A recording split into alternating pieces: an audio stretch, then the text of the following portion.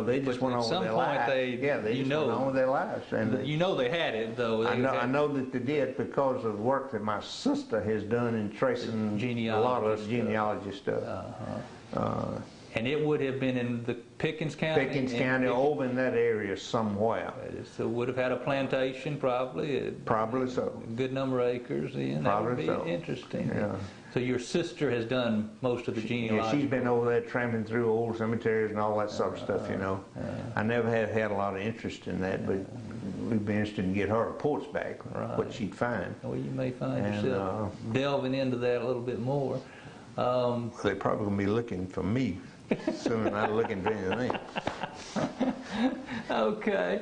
When I'm thinking about movies, and you mentioned Amos and Andy and radio shows, and what is your first remembrance of a TV? Do you remember? Yes, TV came on after we were married, and we lived on Kelly Lane, and not far from where you grew up. Right. And our neighbor across the street was Charlie, was an announcer on WSFA. He was one of the early announcers. What was his last name, Mark? Davis. Charlie Davis. Charlie Davis went on to broadcast football games and other things, moved on to Birmingham, and but he was a good neighbor, and we were friends. And so I think the first TV I actually saw much was over at his house. My Uncle Robert, one of my father's older brother, lived on Cleveland Avenue, which is now Rosa Parks Drive. But that time it was way out of town. And he went out there and bought him a lot of acreage, and they had a nice house out there. And he put up a television antenna on a telephone pole that went pretty near to the sky. And we would go out to his house, and he would say, okay, now we got it coming in. And he'd fiddle, and he'd fiddle. and there it is.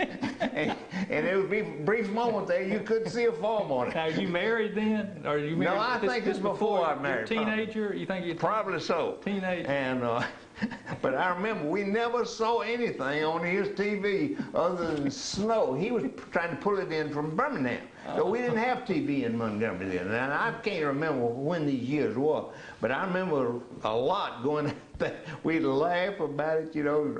Uncle Robert would call, we're going to watch TV tonight. Oh, Lord, we got to watch that stuff. What did he really, did you ever really see anything? No, I never saw anything on his TV ever.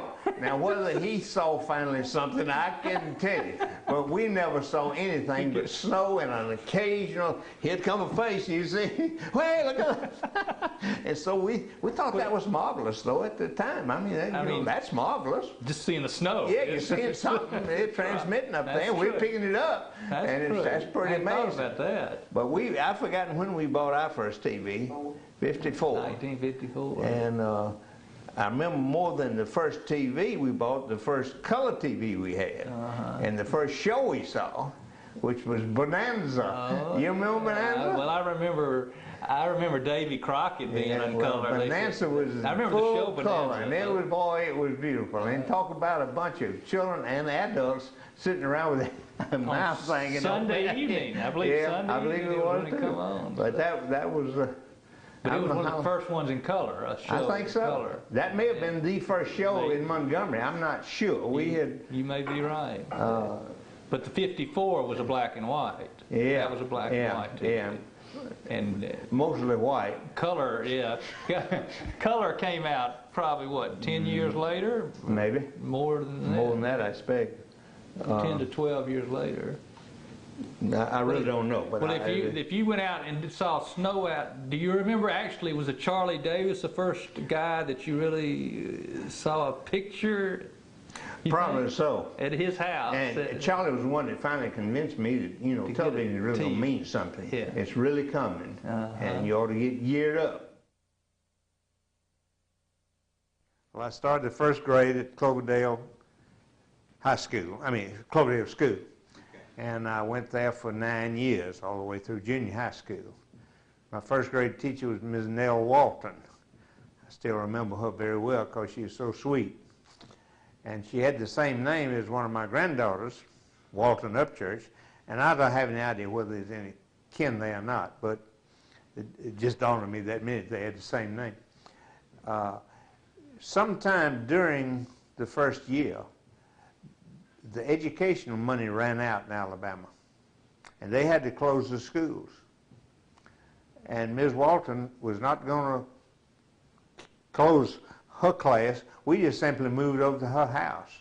And I can't remember how long we went over there, not real long, but she was working without pay just because she wanted the first grade students to get the education they were supposed to get. Wasn't long after that, the governor, Bibb Graves, came up with the idea of a sales tax. That's the first sales tax we ever had in Alabama. And we had little tokens at that time that were equal to 1/10 of a cent. And they were called tokens, and also called bibbies. Everybody hated them, and your pockets were full of them. But at that time, that's what you paid your sales tax off of. You paid for your purchase, and then you had to come up with enough tokens to pay the sales tax. And I don't remember how many years that went on, but finally they just forgot the tokens that everybody hated anyway. And bibbies was... Bibbies, because Bibb Graves was the governor at that time, and that was, folks held that against him, so they died. Oh, I think he was reelected 2 or 3 times. At that time, that... Yeah. I don't know why my wife still carries one, but that's a real thing. And they were little old, made out of tin or something, and that was equal to 1/10 of a cent, as I recall. And you may have had several sizes. I'm not sure about that. You may have had something worth a nickel or a dime or whatever, but 2 cents, okay. Before we leave, make sure we get a close-up. We'll get a close-up. That is a bibby, and I'm sure there are a few others of those around, but those were in use a long time ago. And at Cloverdale School was the same place. Same place, There it is now. same classrooms that are still there, other than they've added some temporary ones out there.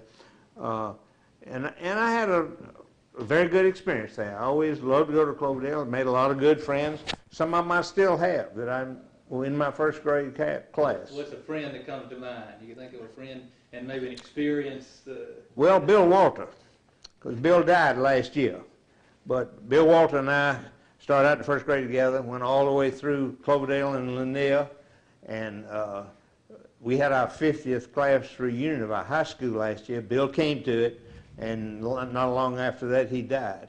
I had another one, Donnie Thomas, that I think went with me all the way. There were Jack Francis. A number of those boys are. Most of them aren't around anymore. But yeah, Irving Winter, who is still around, and I went all the way through junior high and all the way through with him too. He was on my baseball team at Cloverdale when we got to junior high, and Irving couldn't play anything but catcher. And so that's what he was. He was a catcher. And nobody else had guts enough to get back there and catch. But he was going to catch because that's the only way he was going to make the team. And we had a pretty good baseball team. And we had a lot of fun. We played football all the time.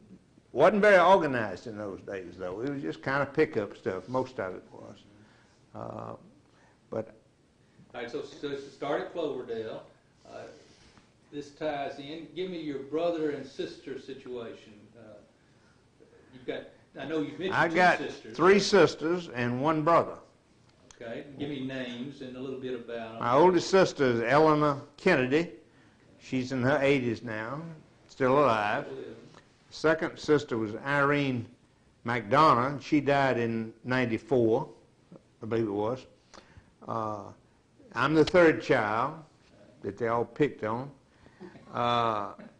Then my youngest sister, Elizabeth Osfeld, who lives in Atlanta now, came along about 2 years after I was born. She and I were probably the closest of the children because we were real contemporaries, and we're still good friends. And we owned a duplex with them when they lived in Montgomery for a number of years, and we would go to visit them in Atlanta, and they come over and stay with us and so forth. No, I wasn't all that close to my older sisters. They made my life miserable. My brother John is a Baptist minister who's about ready to retire. He is retired, really, but he's working down in Greenville, Alabama now for the Baptist Association or something down there. How many years between the two of you? John was born probably when I was about 6, 7 years old. That's my recollection. And there was enough between us that John's always been a baby, you know. When I left home at 18, he was maybe 12 or 11 and aggravating to live with. I gave you a brother, at least. At least I had a brother. And we still visit, and he's a big computer man now. We email back and forth from Greenville all the time, and he sends me jokes and all kind of stuff on there. Did I leave anybody out? Yeah. The ages range then from what? Well, 84 or 5 down to about 65, I think he is. So the oldest girl was in her late teens when he was born? Yeah, I would probably so. Yeah, there's a lot of difference between Ellen and John, and Irene for that matter. I think Irene came along several years later. My older sister was born in 1919. I just happen to remember that. So that seems a long time ago, doesn't it? What is it? Give me a distinguishing, take the 4, and either a distinguishing characteristic or a story that comes to mind when you think of. Well, I tell you a bad story. That's okay. My sister Irene, both of my sisters, tended to make my life miserable when I was a little fella, because I was always hanging around with their boyfriends came there, and they get on out of here, and they just made my life miserable. My second sister Irene, when she was a teenager, 16, 17, I guess, she really made my life miserable. And we had a big table there. We all got around and we ate. 5 children, you can imagine, and usually some friends and mom and dad, and no telling who all else.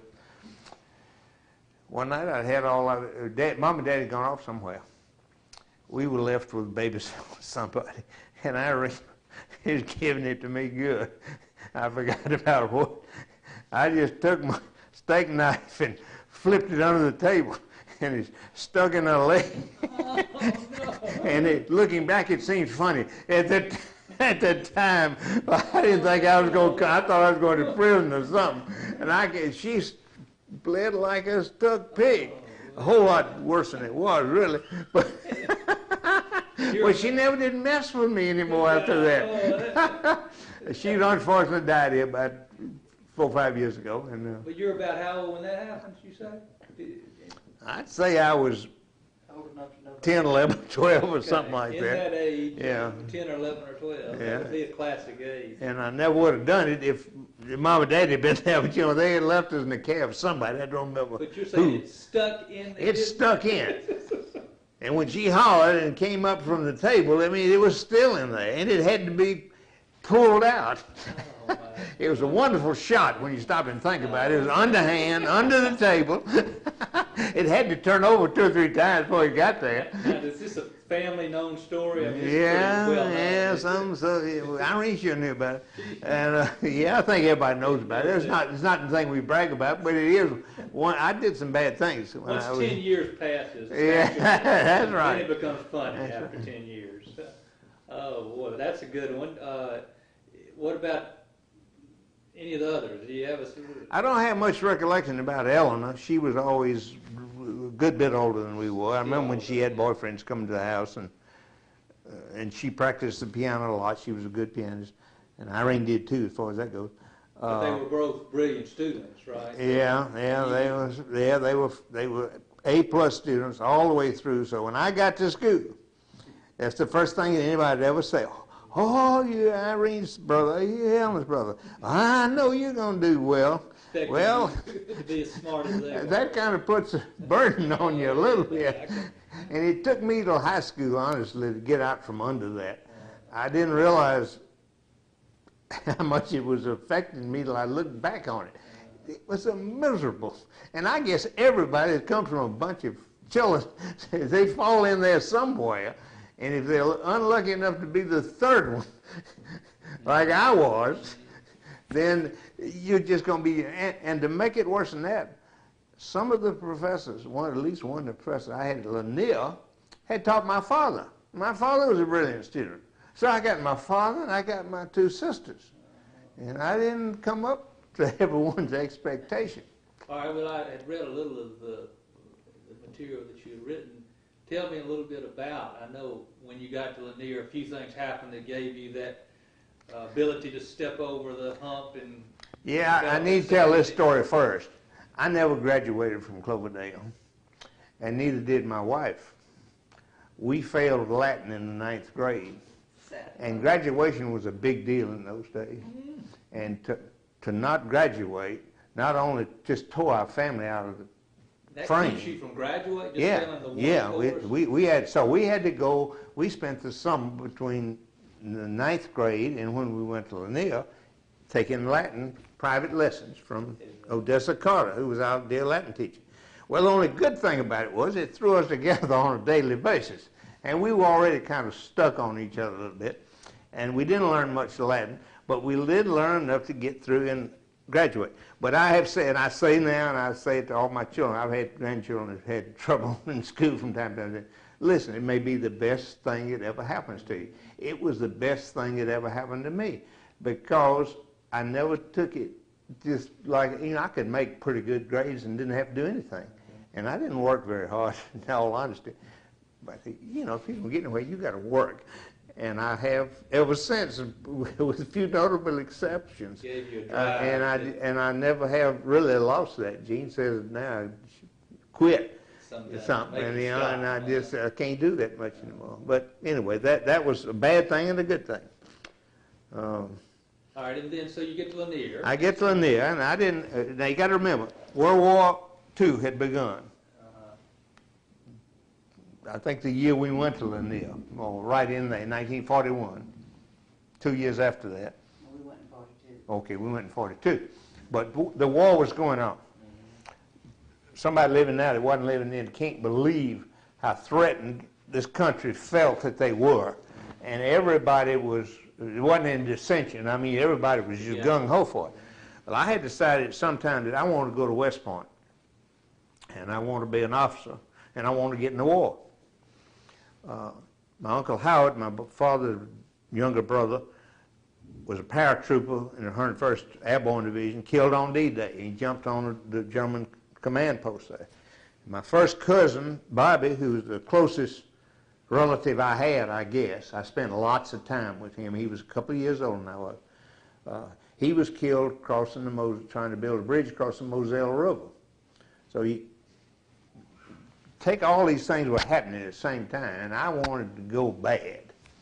And I wanted to, if possible, go to West Point. Not to keep out of the battle, I just wanted to get ready to go. And my daddy got me an appointment from Senator Lister Hill, or the promise of one at least. And they sent a whole bunch of information in here that you had to fill out and showed you what the qualification. And my eyes were not going to let me get in. At that particular time, you had to have absolutely perfect vision, perfect hearing, perfect everything else, because you can imagine folks were really trying to get into the service academies in those days. So that's a dream of mine that I had that didn't come true. The next best thing, though, was to get in the ROTC unit.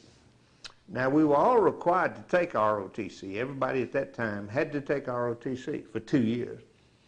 And I didn't know what I was in for anything, but I went to my first meeting, and they said, anybody here had any prior military training? And the young fellow stepped forward. Yeah, I have. So they made him an acting sergeant, and he drilled us for a couple of days. Found out later, his military training consisted of being in the Boy Scouts for a brief period of time. But that young man was Claude Kirk, who went on to be the governor of Florida. Elected twice. Married a dear friend of ours here from Montgomery several times, I think. He knew how to play the politics and early on. As long as anybody ever knew him, I mean, the facts never got in his way at all. He just went. I remember that, though. That happened the first day I was in it. Then I started, because they tried to make everybody, you're supposed to polish your shoes, you're supposed to polish your brass, you're supposed to keep your hair cut, you're supposed to do this, that, and the other. Some reason the structure of that thing just kind of appealed to me. Yeah. And so I'd spend every Sunday night polishing my shoes and getting my brass buttons polished. And they'd have an inspection every week, and before long I began to accumulate merits. You could get demerits or you could get merits. Well, I was getting merits. And after a few weeks, I had so many merits that they said, would you like to be on the flag detail? Now, that doesn't sound like very much. But Lanier had a great big flagpole out there. And we had a real ceremony putting that flag up every morning and taking it down in the afternoon. And so I got appointed to the flag detail. I was a private in the ROTC. There were about 4 or 5 of us. I don't remember how many. But we had to be there every morning before school. And I mean, it was strictly spit and polish. Everything had to be done right. Well, that really appealed to me. And that kind of got me known around the ROTC folks there. So I began to move up. I think I got to be a corporal, and it dawned on me that at the beginning of my second year, I never had thought about this before, that, you know, I may end up an officer in the ROTC. I was making straight hundreds on all my military tests. Had merits coming out my ears.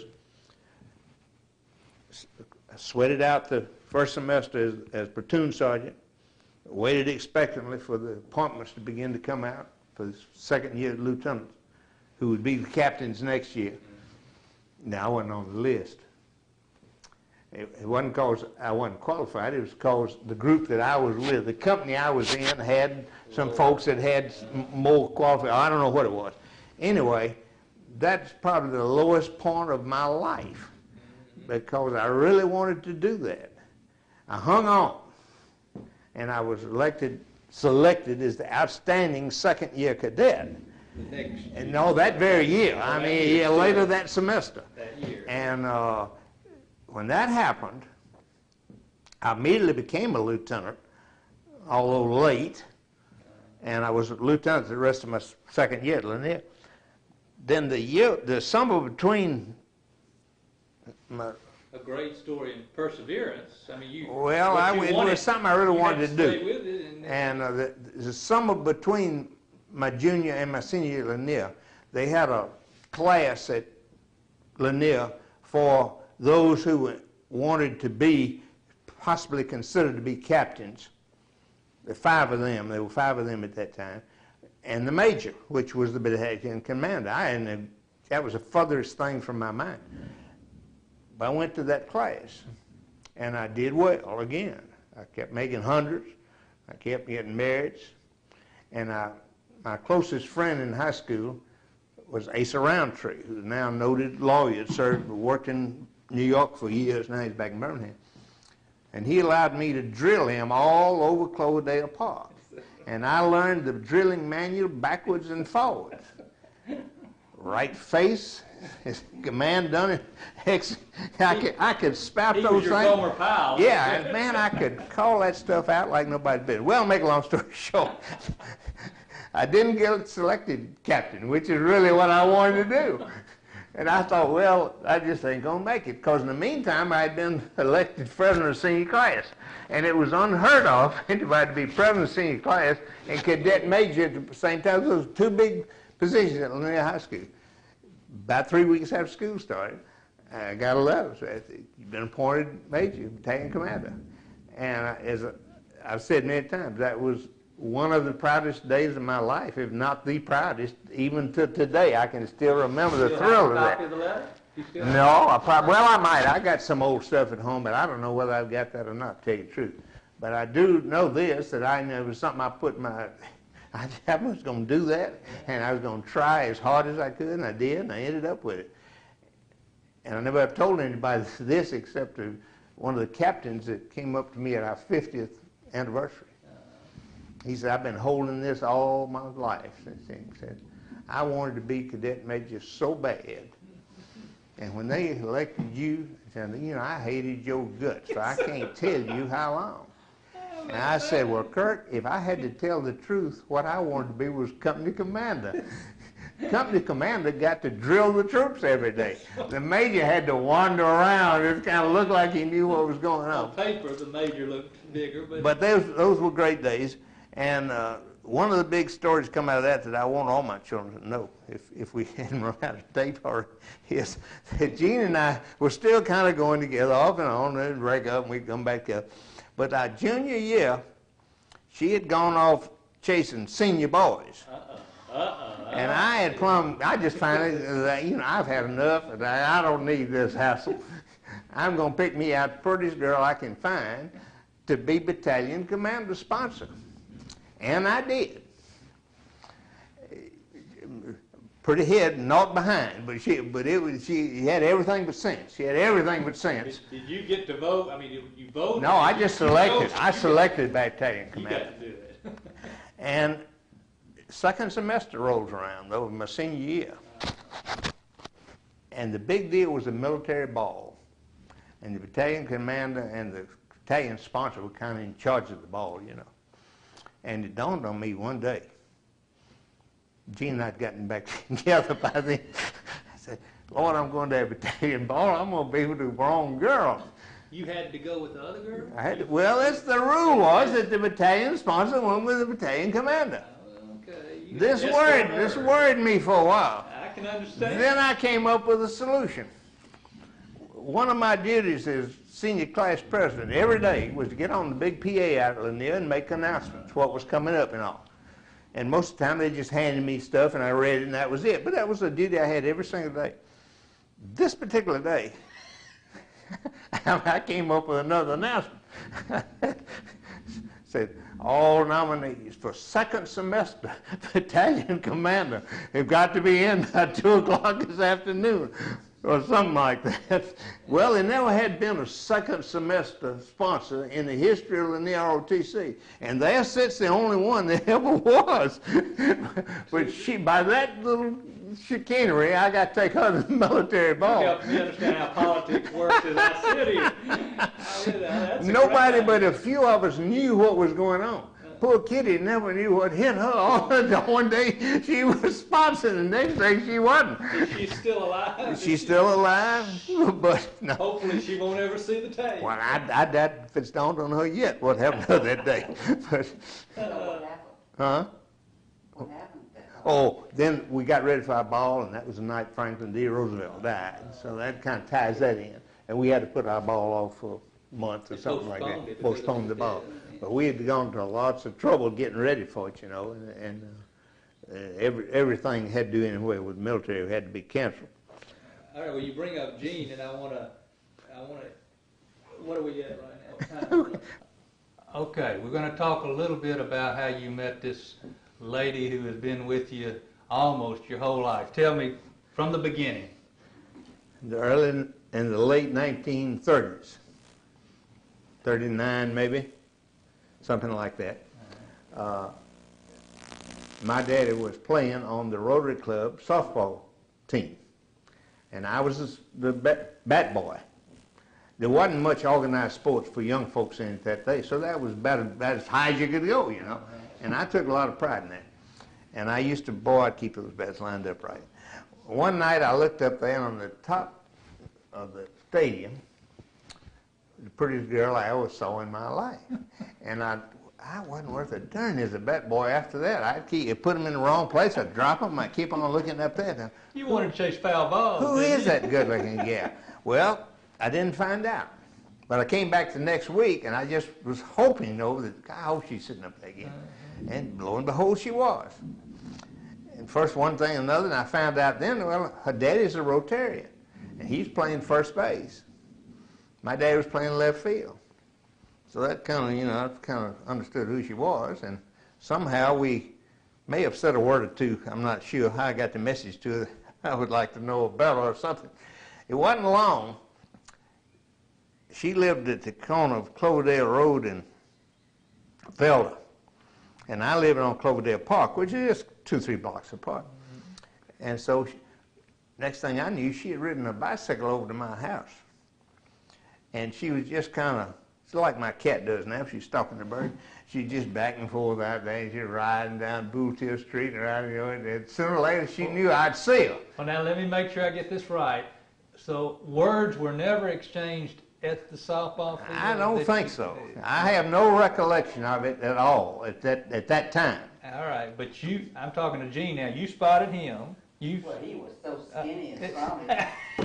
He was hard to see. But We were 12, 11 years old. the same age. You were the same but age. regardless of that, All right, but you're saying then she starts riding over in your area? evidently she'd found out where I lived or something. I've never been able to get her straight on that, but she was That was riding. an accident. I did not know you lived okay. there. She was riding back and forth down my back street, which is Booth Hill Street, one that runs next to over there. So we're going to have an interview at some time with Jean down the road, and she'll have a chance She's to not. claim She's not going to. that it was an accident. She can't change much of this. All right, go ahead. There was a little vacant lot right behind my house across the street. Had a big Chinaberry tree in it. Is it still there as we speak? No, the Chinaberry Be tree is gone. gone, unfortunately. And there are not many Chinaberry trees anywhere. I think they've all been killed by disease or something. But the next thing I know, she's hanging upside down in that Chinaberry tree. Okay, Yeah. athletic like. She was athletic. Okay. And I can remember the thought that came over me at that time. I got to have that gal. I mean, I like the way she operated. And I got to tell you this, she's a better tennis player than I am. She's a better golfer than I am. She could play hockey. She could outplay me at anything if she put her mind to it. I think she let me win sometimes because she wanted to. But I guess that's what I fell in love with her pretty quick But after that that. had really been the first time you spoke? As best I can recall, and I'm not even sure we spoke in that occasion. It just may have been I made a mental note. But it wasn't long before we did have went to a prom party. They used to call them prom parties. Folks used to have parties at night, and you had, I don't know how many proms, 10 or 12 proms, and you'd sign up girls for, okay, can I have the first prom with you, and I got to have the second prom with you, and what you do in prom, when you prom, I don't guess you ever went through this, you'd